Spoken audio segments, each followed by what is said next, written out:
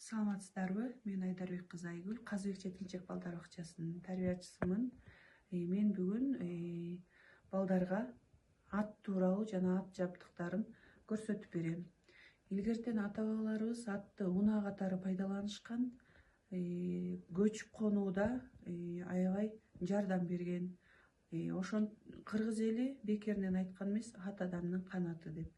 Мен сиздерге анда ат жабдыктары тууралуу айтып бермекчимин.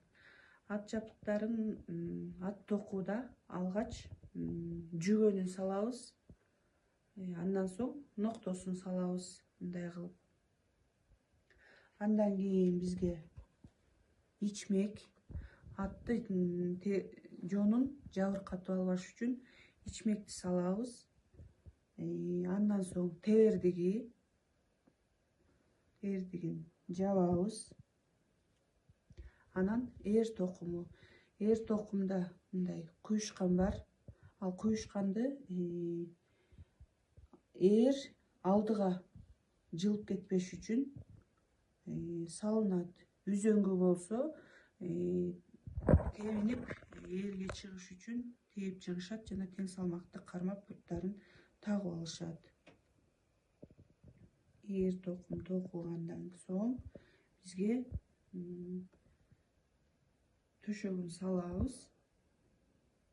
Андан соң басмайыл тагылат. Басмайыл болсо эрди бекем кылып жылып кетпеш үчүн бекемдеп катуу күч менен тагабыз. Мына ушундай эр токум болду. Андан соң камчы. Камчы атты башкаруу үчүн колдонулган курал. Мына бизде ушундай атыбыз ат жабдыктары менен камсыздалды.